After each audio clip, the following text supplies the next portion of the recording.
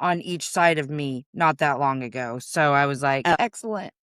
Well, welcome to Emotionally Unavailable. It's so good to have you here. Audience, just so you know, I was like, how did we connect? Because I can't find the information anywhere. So I don't have any real intelligent way to start this conversation other than tell me about yourself.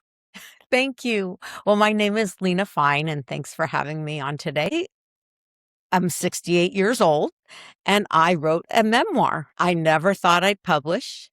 I was afraid of being shamed because I was shamed as a young child. My mother was very abusive. And the bottom line is in the process of writing and reclaiming my story, I found my heart. I didn't realize I was burying my heart. And so the process of writing the memoir, finding the courage to publish it, receiving comments that weren't shaming, has allowed me to walk in the world with my heart open and to just be in the moment. And I feel like it's never too late at 68 that I didn't miss that memo about being in situations one moment at a time and doing my best to have my heart open and to bless the moment. Yeah. It's such a different space that I'm living at. So I'm thankful. So thanks for having me on the show. And, you could ask me any question you want and I'll just let it rip. Okay, I do. I feel like I know what you mean by your heart, finding your heart and just engaging with it in a new way. But I want to make sure. I don't want to assume. So do you mean you kind of like were able to remove those barriers that were there to protect you, but like that you had a Yes. really hard time sharing that part of yourself? Okay, yeah.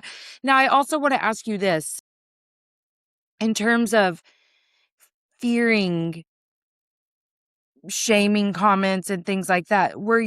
Did you feel like your story was just so unique that people would just have judgments and criticisms, or were you just so used to any amount of vulnerability being met with shame and criticism that you just really lived Yes. in fear of that? Yes. So part of my story early on is that from down to 18 months, I had a photographic memory. Oh. Like, the reason I'm saying 18 months is because that was the day, instead of my mom coming to get me out of my crib, it was somebody I didn't recognize, and I cried. And it was actually my grandmother. And she said, "I'm your grandmother and your mom is having a baby today. And we're going to go. I bought you a new dress." I still remember this. She's picking me up out of the crib. "I bought you a new dress and you're going to see your new baby sister." So this memory is visual, auditory, and feeling states. I thought anyways. So I remember going to the hospital. I remember my sister had brown hair and I had blonde hair. I remember a lot about that day. And I also remember as a baby, as a toddler, my sense of joy. No matter what was going on in the house, it was this little kid, "Ooh, cookies, ooh, baby sister," like that. I had bad things happen when I was very little that I have memories of, but I thought it was, with my little young brain and young heart, I thought, "Oh, everything's fun. Everything's funny. Everything's funny." Even though looking at it as an adult, I'm like, "Oh, that really wasn't funny." Right. The thing that changed me, because I was very, very enthusiastic, was I was in first grade. And I was very smart with this photographic memory. And I remember this is the days where you can take your 25 cents. And I bought a diary. I walked to the 5 and dime store and I wrote all about my crush in first grade of a little boy in his corduroys. And I wrote in my diary and I was so proud. And I knew, like, I watched Leave It to Beaver, some show that was going on then. And I hid my diary under my mattress. The next day, I came home from school on the bus, I'm a little first grader, and my mother is standing at the door with my diary. And No. "How dare you write such things? How dare you write such things?" And I was mortified. I ran into my room and cried because I was like, "Diaries are private." And so I stayed in my room. And then when my father came home, I I came out of my room, and at this point, I have 3 sisters, like we're like 4 girls, really little. My mother read my diary out loud again I'm sobbing on the floor with my 3 sisters listening and my dad listening. And I was sobbing, and I thought for sure my dad's going to tell my mom that she shouldn't have done that. And all he did was, with his briefcase, stepped over my flailing little girl self and Oh went my into God. his bedroom. That night, I remember going to bed, and for the first time in my life, feeling this sense of sad, and it's not safe ever to share my story because it's shameful and something's wrong with me. And that was that heart space, which at a very young age, like, I'm going to be smart in school.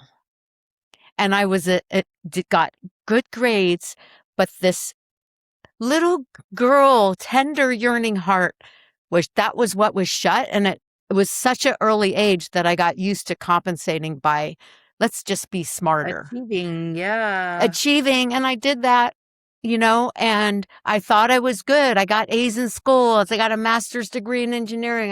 Had a really good job. And when I was 51, my mother was diagnosed with lung cancer and died within a week and a half of that diagnosis. I'm On her sorry. deathbed, she was intubated, so she couldn't speak. And my mom was very verbally and physically abusive. Even when I was an adult, I had to set boundaries. This was the first time I looked in her eyes, and it was like her eyes were brighter than normal. My whole body was like vibrating, and it wasn't fear. It was like, what's I I I felt this heart space kind of open, and I realized that I think my mom is making an amends on her deathbed. That Mm, amends was so strong. It started the beginning. It didn't happen overnight, but it was the awareness that maybe there's something I had been leaving behind, and then began this whole 15-year journey of, leaving my high-tech job, dancing, doing the arts, making mistakes, putting myself out there, allowing my hair for the first time to be curly instead of cutting it all off. really? Yeah, and Ooh, you wrote really didn't want to be seen. I didn't want to be seen, and I didn't know I didn't want to be seen because I got Mhm. so good at being an achiever. Yeah. I unpacked all that. Like 15 years later, I feel like I'm living from a different place. I don't think I could have done the job that I did when I was younger because my brain is aging, but I feel that, oh, this heart space is priceless. I have grandkids. I love hugging them. I'm all in. And I'm glad I didn't miss the memo. Like, I'm glad I didn't go to my grave without finding Yeah. this. Yeah. And I totally I resonate with wrote it that. down, that maybe some other woman reading it will go, me too. Yes, because this isn't uncommon. Yeah. The daughters really bore the brunt of some shit. So you're the oldest? No, there was 4 girls in 5 years. My older sister is 14 months older than me, Okay. then the other one that's 17 or 18 months younger than me, and then the little one, she's 4 years younger than me. I call her the little one. We're all in our 60s. Yeah, 4 girls in 5 years. My older sister was kind of the favored one. She was the one that got the ballet lessons, the long hair. And I thought, she was mom's favorite. Then there was me. I'm the messy one, like with this curly hair that was very uncoordinated. And then the next one was like only 5 feet, and she was really cute, and she was the cheerleader. And then, I thought I was I guess, the klutzy, ugly one that Mm, no boy is ever going to like me. yeah. Oh, I resonate with that. How did this kind of inability to share your heart with others, how did that affect your like intimate partnerships? I shouldn't laugh. I think I could have done a lot better with intimacy. Yeah. My first husband, we met in college. We did all the right things. He was shy. We were both kind of nerdy, and we made 2 kids. He was really sweet, but really, really, really smart. And his whole being, I think, was more a true engineer, if you Yeah. will. We would cuddle, but the sort of the sexuality I didn't have language for. We divorced after 16 years. Our kids were little, and I kind of started on this path of exploring, made messes. Of course. Of And course. but I have managed to stay really close to, my first husband, and we always lived kind of close together. He had a stroke a couple of years ago. Mm, He's learned to walk and talk again. It's amazing. So we have a really, really beautiful family unit. Feels more like good. a brother in some ways. Yeah. And we talk on the phone. And so that's that. But I just didn't know what love was. Yeah. The second husband, also a 16-year marriage, I picked the opposite. The party Mm. boy, Life of the like party. life of the party. Like if there's a bottle, I'm going to drink it and everyone else is going to drink with me. It was fun at first, and that until it wasn't, Yeah. and I was like, whoa, so I divorced him when my mother died, made me realize, like, have the courage to take a step in a different direction. So, I spent this whole time since my mom died, really being single, growing into myself, exploring the feminine, like dancing, Yeah. allowing my hair to go curly, but I could have product now so it's not as frizzy, just really learning how to sing, doing the things that I said I couldn't do because I'm too bad or too klutzy or whatever it was. Yeah. I've dabbled with men and dating and things like that, but I'm really cherishing this time in my life, having wonderful women friends, Yeah. wonderful men friends, hugging grandkids, having great relationships with my son and my daughter who are in their 30s. They each have a child. I think it's priceless. And I take naps. I let myself take Aren't naps. naps wonderful? Yeah. So that's where I'm at. And the process of writing that book, finding the courage to publish and finding the courage to actually do an audio in my voice, reading Ooh, about trauma. nice. I am so glad I did it. It's not about how many books I sell, or it's nothing about making money. It's the whole goal was, if just one woman reads my story and goes, I see me in there, and they have Yeah. that aha moment, it's worth it. And there's been many. Yeah. Yeah. I'm curious because of my own experiences with the barriers that I placed around my heart, how this impacted you as a mom when the kids were little. Because I look back and hugging them and holding them was very natural when they were Yeah. really little, but Yeah. after a certain age, it didn't feel. Yeah. It was not a conscious choice. I just stopped reaching for them to embrace them because it was like I'm guessing what the deal was because I literally it wasn't conscious, but I did not reach for them, and I think that it was because it was like, 7-year-olds don't need that or so, like it just wasn't normal or natural Wow. for me anymore. I'm glad you mentioned that. No one has ever mentioned this to me before. And I'm just realizing when my kids were born, oh my gosh, nursing them, hugging them, all that felt so natural. When they got older, and I've had friends tell me this when they used to, like, friends I've had since like kindergarten, like when we'd see each other later on in life and they come and give me a hug, that I'd kind of flinch. I was the I same didn't way. know I was doing that. Yeah. I would say that when I see my kids, I hug, but we're not like this, like they were when they were little. That is a really, really interesting insight. I'm much better, like when a friend comes in for a hug, at relaxing into it, but there's still that, Mhm. you Mhm. know? I've Oh, worked actually really hard to be soft enough to hug my friends, and it does feel very natural to go in for a quick little situation. Yeah. But Yeah. those friends of mine that are like huggers and they want to Yeah. stay in the embrace, I'm like, that's not for me, sis. Like that's it. It is uncomfortable after a little while. Like I just don't like it. That's way too much touch. But I'm still Wow. working on it because I'm in my soft girl era too, you know.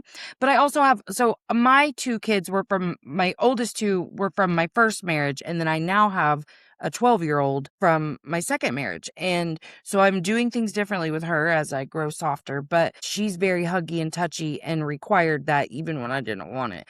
But now I'm the one initiating a lot of that because I'm like, I'm looking at my oldest who refuses to hug me. Like it's almost like Yeah. subconsciously punishing me for not being a hugger when he was little. And he has said that was painful for him that we weren't really like a huggy people. But I'm like, I literally didn't even think about it. I was not hugged after a certain age. Like when I was little, I was nurtured appropriately physically at that point, but it was like I received the same Uh, thing. And I think it was all wow. subconscious, but it was And it impactful, was maybe the obviously. generation our parents came from too. That is such, I, this has never come up in any one of my podcasts, this thing about hugging. And it's just making me realize it's been a journey not only to claim my heart, but I've been flinch from my voice, like my singing voice.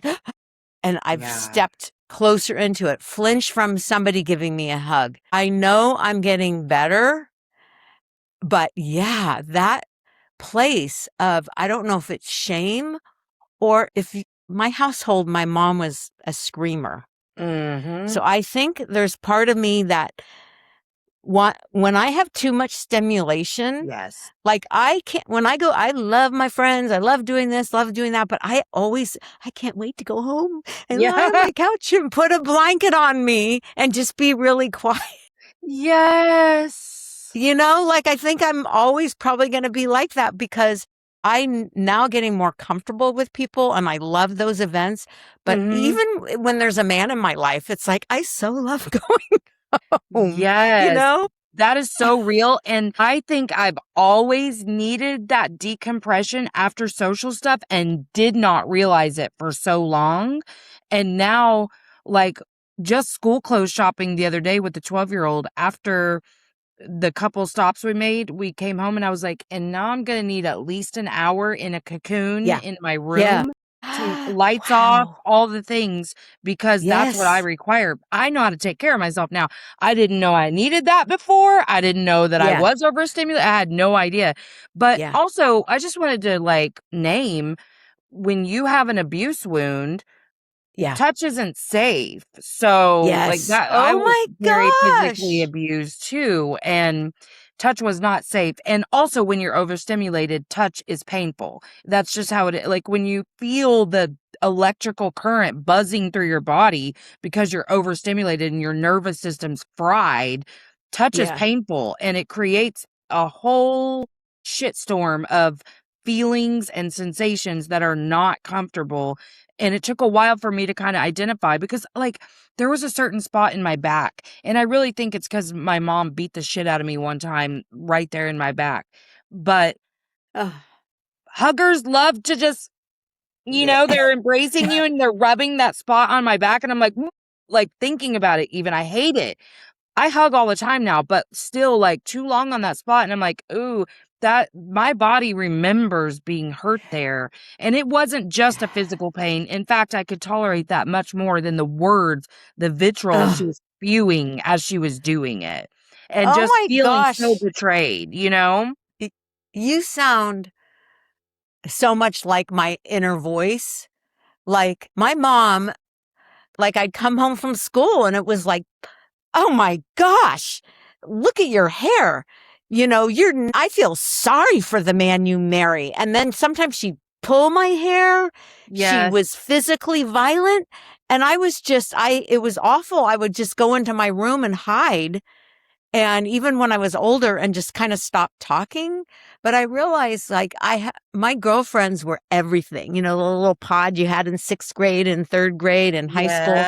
I Yes. still have a lot of those same friends. No one ever wanted to come over my house. Oh, I house. bet. They said, "No, And I your mama's not that remember, nice."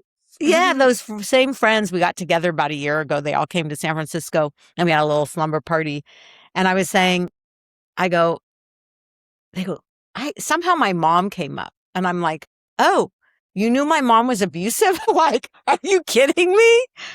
We all could see it. Like the things that would come out of my mouth were so out of my mother's mouth were so cruel that they impacted my self-esteem, my sensuality, my sexuality, my courage for so long. And it wasn't until she died and then I had that feeling of maybe she was making amends Mhm. that I needed that sort of spiritual intervention to move forward because yes, I got A's in school. Yes, I did.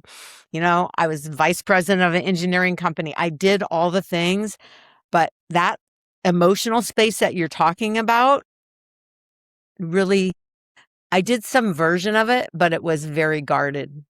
So Yeah. wow, I realize even now with the amount of healing and somatic work I've done, I still need that time to myself. I, lo- Yeah. I love my kids, love my grandkids, but boy, when it's time to go to take a nap, I'm right there, Yeah. you My know? God. Listen, I love a nap. I love a nap I so know. much. And I finally got to a place that I'm like, sis, if you're tired, why are we shaming ourselves for needing sleep? And I realize it's because primarily I was raised by my grandma. Um, and sleep was it ebbed and flowed. Mostly if you slept, there was shame. Like if you needed a nap, even though this bitch was a napper too, she'd take her little doze on the couch. Yeah, And if you did like a quick 20-minute snooze, that was appropriate, no shame. But like if you slept in on a Saturday yeah, or like she was yeah, constantly monitoring what time I woke up. Like if I sounded like I just woke up in adulthood when she called, she's like, "Are you just waking up?" And so like I learned to lie to people about like the fact that I was just asleep at 8 a.m. when they called. And what the fuck? Who cares? Like, yeah, but that's yeah, they associated rest with non-productivity, which, as women in this society, if you weren't always up and doing things, yeah, you were yeah, worthless. And that's programmed into all these generations. I can have compassion for that because I know she did that to me because she got that from other people. And probably. Yeah, it's like, good yeah. God, rest is important. And I'm in a phase of life where rest is needed and I'm going to give that to myself. But I I totally resonate know. because I, I notice it more and more and more the older I get. When I've Oh, been yeah, around people afterwards, I'm like, God, I'm tired. But I was trying to explain to my family too, being a therapist, after talking for several hours, I'm like, well, and even right before, if I have 2 hours of clients, I'm like, don't talk to me. I'm having my 30 minutes of quiet before I have to do these 2 sessions, yeah. like, and then after I'm like, I'm usually pretty energized after sessions, but it's not too long before the energy starts You to need wane. to And I'm like, okay, I gotta recharge. go. I gotta go clear my Yeah, my energy. I yeah. gotta cocoon up. I think that's so important no matter what age we are to allow ourselves time by ourselves to recharge. I like to sometimes I take a walk, sometimes I'm laying on the couch, but in general, I need that alone time. I love people. I love going in, getting a cup of coffee and making eye contacts with the barista, saying hello, like you're having an authentic interaction with somebody you see every day. And that feels really good. And coming in for a hug now, from friends. But that part of myself, and I think everybody has it, that needs to recharge and be Yes. alone is so important, especially if you come from an abusive household, because Yeah. our Well, because we wiring is kind treat. of, Yeah, tender. exactly. It does mess up your wiring.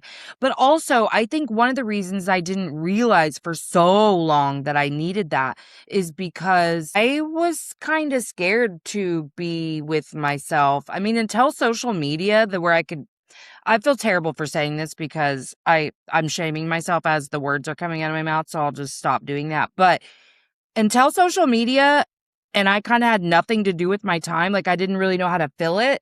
I Yeah. was constantly lonely. I'm gonna put that in quotes because it really was like there was just so much noise in my head and I didn't know where to put it and Yeah. I didn't know how to get out of it or quiet it. And so being alone just made me feel like I was alone because nobody liked me. Yeah. So there was always this meaning and morality and judgment and shame component with it that like it was like, well, you're not supposed to be spending this much time alone and you're only doing that because people don't want to spend time with you because you're mean and you're loud and you're whatever. And then as I got more and more comfortable, again, I do babysit myself on social media, but I went through a reading thing where I read hundreds of books Yeah. Yeah. and that became really fun too. And it was like the first time in my life, that was in my mid 30s, but that was the first time in my life where I knew how to entertain myself and kind of Wow. knew like, oh, I kind of like being by myself, like Yeah. quieting the outside noise too, and just being like, y'all do you. I'm gonna do me, but it Right. was such a process, and I mean, now I do things other than I listen, I love social media, I way too much, but I do other things, obviously, but it took a while, and I also realized that's when I did a lot of self-sabotaging in those moments alone where, let's say, I ran out of dopamine from TikTok, and it's finally, like, time to put the phone down, and I'd be like, I'm bored. And then I'd be like, this feels lonely. And there was always this voice that was like, yeah, because I mean, no one wants to spend any time with you. Like And that you're those mean. voices, I don't know if they ever fully go away, but I do find that I have more of a relationship with them that's not beating myself. Like I'll go, "Oh gosh, look at me. I'm laying on the couch and I'm binge watching some stupid show on TV and I'll never tell anybody because they can't see me." And then there's part of me that just kind of smiles and goes, "This it's okay. It's okay. Like this is a form of rest. You're enjoying it. You Yes. don't have anybody that's monitoring you. You're not lazy. I can clean my house and make myself Yes. breakfast. But Yes. there's that part, I guess, I don't know if you're like this, but because my coping strategy was to work harder and to make sure I was good enough. So Mm-hmm. when I used to never allow myself rest. Mm-hmm. Now I'm like, rest is part of my healing. Yep. It's okay. Like when you're 68, like it's okay to have a nap. You know, Yes. and I'm like, wow. And it's okay for my, 2-year-old granddaughter to have a nap. And then she Mm-hmm. wakes up and she might be crying or being excited. And I think, we grow more mature, but those basic needs, we're never going to be like pure porcelain dolls doing everything just perfect. We're all going to be, learning to embrace the messiness, but not embrace as much cruelty or Yes. cruelty towards Yes. others that I've been as I get more kind on my own self beat up or not beat up. I realize I'm much more kinder to people at the coffee Yes. shop instead of, like I hate, my Yes. mom used to do that. And I don't do that anymore. But it's like that. Oh, the coffee isn't good enough or this, like to just kind of come off like it's like an arrogant bitch. And I really had Yes. to, I'm like, that's my mom. That's what my mom did. And I'm doing that. Yes. It's just like this Ugh. overall discontent, but Yeah. like, Yeah. yes, I was going to ask and then you answered the question. I was going to ask if you were much more judgmental of others too, because Oh, it's all yeah. just a projection of your own stuff. But oh my God, I was so judgmental of other people. But yes, every experience had something negative to it. And my husband used to say that. He'd be like, you see the worst in everything, which was the worst thing he could possibly say to me. I did not see that at all. And so I'd be like, do you even fucking know me? Like, what? I am so positive and I have survived all of this stuff and blah. And I did. And I was right, but I also was a nagging bitch and there was nothing ever good enough. You know what I mean? Like Oh, this is every so fast fun. food I was a drive-through. nagging bitch too. Yeah, I mean, that's what you become when you're criticized every minute of every day in childhood. I mean, truly, Yeah. but nothing Yeah. was ever good enough. You go to McDonald's and I'm like, "Ah, did you see the Yeah. way that lady just da da da da," you know? Yeah. And then my Yeah. poor kids are in the back seat all the time, just hearing me bitch about everything.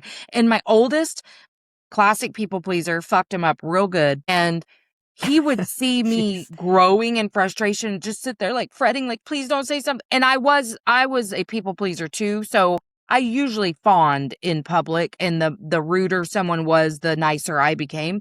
But like the tension, and he felt my energy. So he'd just be sitting over there picking his cuticles, like, oh my God, what's gonna happen? What's gonna happen? And still he gets nervous when we pull up Yeah. to, and he would be like, he would be modeling how he wanted me to talk to the drive-through.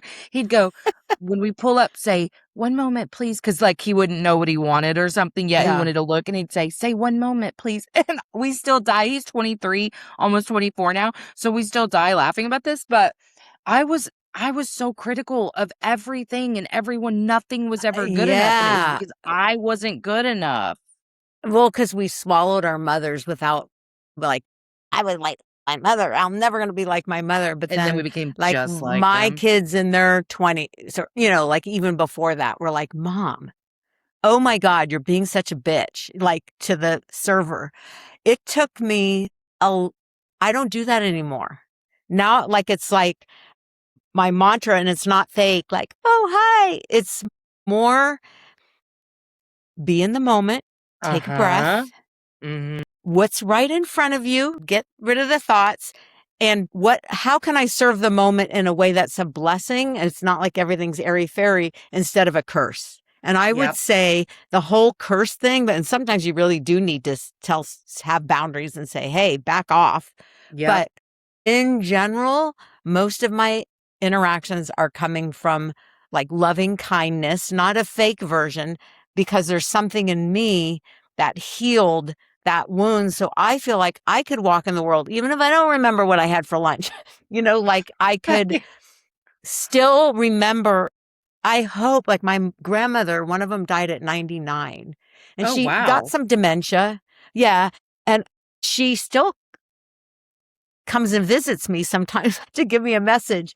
But she was, even if she forgot her words as she got older, she still had them. And sometimes it would take her a whole minute to get, she'd like have a blank look on because she's processing in her head.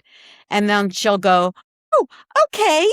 If that's what makes you happy, like she went out with love. Like she was a loving person. This was my mom's mom. And when I look back, my mom was born in 1932, my dad in 1930. They're growing up in the Depression.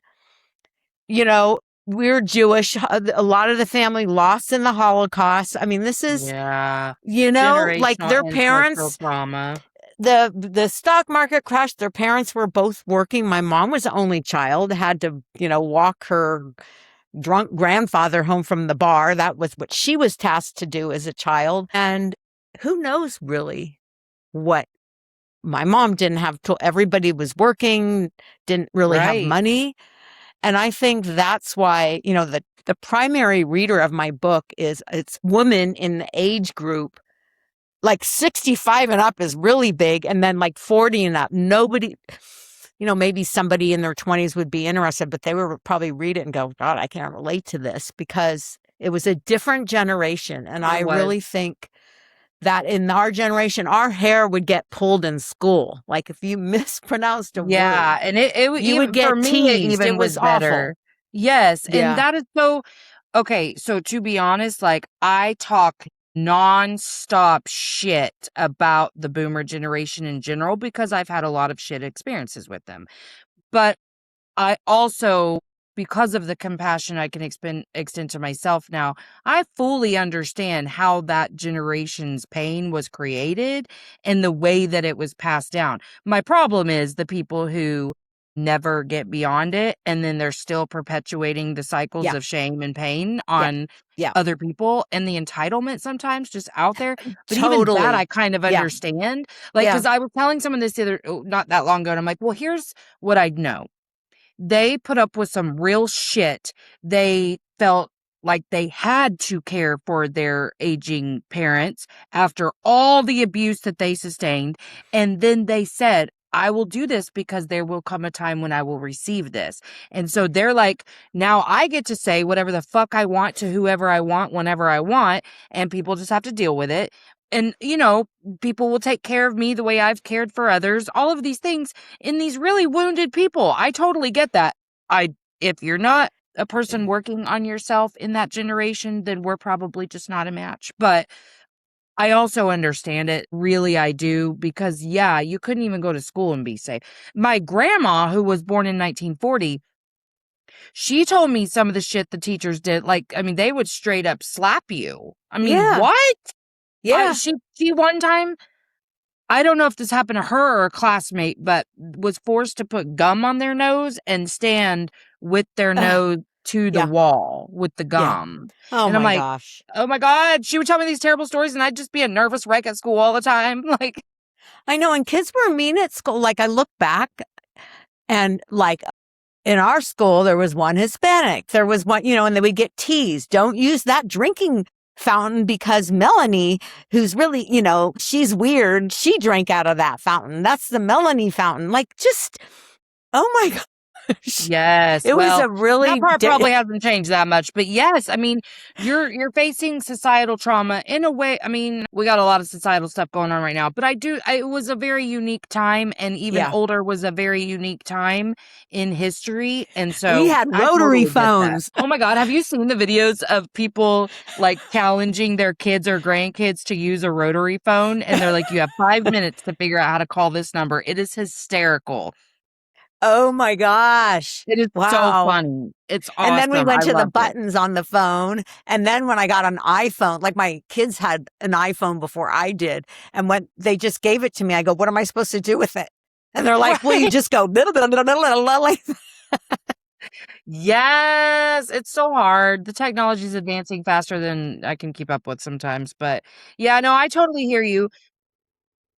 Go ahead. I was just going to say the whole kind of millionaire, billionaire thing that like, wow, if I have $1 billion and I'm a guy or whatever, I'm just so cool. Like I can run the universe. I'm just that cool.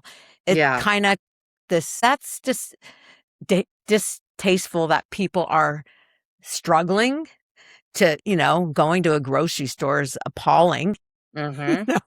I have assets to buy groceries, but when you look at it's like, oh my gosh, that hamburger meat is now $20 a pound.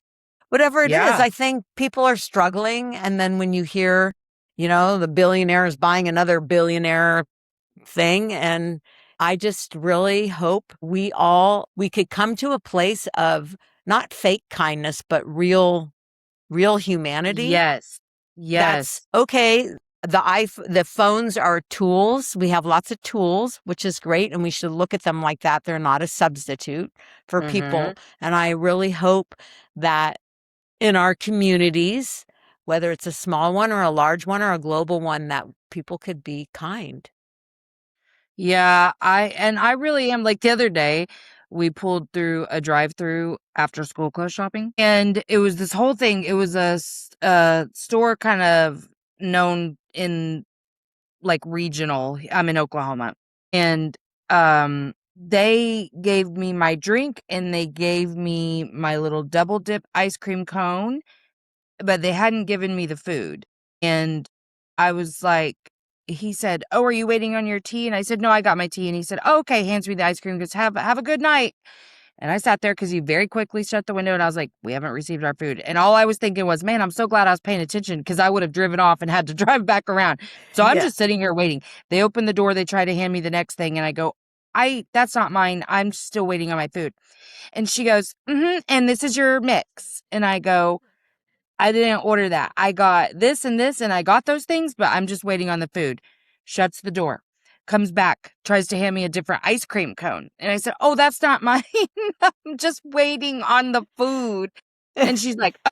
So they're like panicking, and I could tell because the first guy cleared the order off the screen when he said have a good night. So they're panicking. I'm not panicking because I'm just like waiting for the food. I was a little irritated that she gave me such attitude because she did. She goes, and this is yours. And I was like, I think I know what it's Yeah. for. Yeah. But also, I've seen this girl at this fast food place so many times. She's usually so sweet. So I was like, oh, she's stressed. She's So having no a big. bad day. I'm able to just sit here and be like, I don't give a shit. I'm just waiting for the food. Finally, we get the food, and I'm like, no problem, thanks. And honestly, I was just like, I'm just glad that I could offer them kindness because there are times I don't have that to give. So like, Yeah. I may have engaged with that and gotten snarky back, but I was just like, good for them because I'm in a good mood. So, like, Yeah. I can see so clearly. And I think you said something earlier that made me think of this too is like, the reason it's so much easier to offer kindness and compassion to strangers now is because we can offer that to ourselves. And that Yeah. love that we've cultivated within is, we share from that overflow. I learned that's really the only love there is. That is I love, agree. is what you Yeah. cultivate within. And then you share that with others when you have it to give. And when it's coming from that real heart-centered place where you're not trying to get something, you're trying to, Right. here I am, I'm doing an offering in a way, not fake, not to get something, and it Right. feels really good. It feels effortless. And I will tell you, regardless of whether I published a book or not, that the process of digging in, claiming my story, and then kind of living it, and then being brave enough to share it was priceless because it contributed to all these other aspects of myself that I didn't know I was carrying a sword and a shield. Really, Yeah. you just like, I was so righteous about it. I have every, let's just take off their head with my verbal whatever. Yes. I Yeah. don't do that anymore. I mean, unless it was like a matter of life or death or something. In general, despite all the chaos going on in the world, in my little local environment or flying to see my grandkids, sure, you know how little 2-year-olds are, you know? But in general, I feel like I'm responding and creating things from a place of a pure heart and love, and also acknowledging, my aging brain, that I'm not going to be as quick. So I'll tease myself. Oh, Nana made a mistake. Yeah. Like I see my kids and I can feel them rolling their eyes because I said something ditzy. But you know what? I'm not rolling my eyes at myself. I'm just being humbled and going, oh, there's aging Nana. She needs a nap. you know? Yeah. Anyway, yeah, I really, really appreciate your authentic questions. And I don't know Yeah. if anybody's interviewed me from Oklahoma. Really? And where did you say you are again? San Francisco? Yeah, San Francisco. I've never been to California. It's foggy and cold where I right now. That's what It's I probably hear. Yeah. hot. I'm like, Right why in have I San never been to Francisco. California? Yeah, right in San Francisco by the water, which is where I live. I see the Golden Gate Bridge most of the time. It's fogged in. Wow. It's cold. It's not, our summer actually comes more in September, October, where it's like, wow, it's 70 and sunny. Oh my gosh, it got to 75. In June, like July, August, it's usually cold. Anyway, Wow. whereas Well, I I know know if where to you're, visit in summer then. It's 107 today. gosh, and there's fires everywhere. I don't know if it's where you are, but just like where my daughter I don't lives, think there's we're having fires. any right now. Thank Yeah. goodness. But Wow. yeah, hot weather, I'm not used to that, being born in San Francisco. Oh, you've been there But your whole life? well, I was born here and then our family grew up in a suburb about 20 minutes away. And then I've lived in different places, like in Silicon Valley, but most of the times I've lived in California. But I've traveled a Wow. lot. I'm not doing that as much. I traveled for work. And so I've been to a lot of different places. And right now I'm like, I'm loving taking a little walk every day. And I love Yes. getting on my couch and having a little snooze every day. And I love, Yes, embrace the that, softness. You had way too much yeah. harshness. Are you retired then? Yes. Oh, Yay. I love this for you. I love I this. know. I mean, I hope that your story inspires others to take this action earlier, but I Yeah. also love the idea that it is literally never too late. Right. Never too late to enter your soft girl era. It is Yeah, never and too late. because really the turning point in my life was that girl in first grade whose mom read her diary out loud. I Oh, was shamed that and I breaks felt my heart betrayal, for you. shut down, it's Yeah. not safe to love, all those things, and I had a coping strategy, but really the bottom line is it took me years to discover that I was leaving my heart behind and my true voice. Yes. So, I I resonate feel with that so strongly. I I know, and because it's never too late. I don't think it's it's ever too never too late. late. I love this. Okay, tell us where we can find you, your book. Oh, thank you. I'm Lena Fein, and I have a website called shatteringthemirror.com. It's all about shattering projections and seeing clearly. So shatteringthemirror.com. My book is available on Amazon in Kindle format, paperback format, and Audible. And it's on other platforms too, like Barnes and Noble and things like that. But it's I kept the price low on purpose. For me, it's wanting women, especially women readers that are more mature, to have that aha moment in themselves and go, Mhm. okay, yeah, it doesn't happen overnight, but it's worth the journey. I love this. Well, thank you so much for your time Thank today. I've had a you. really lovely time with you. Thank you so much. Have a Yes. great day. Okay. I'm gonna press stop. Hang out for 1 sec. Okay. Thanks for coming to Emotionally Unavailable. If you haven't already, like, subscribe, and share.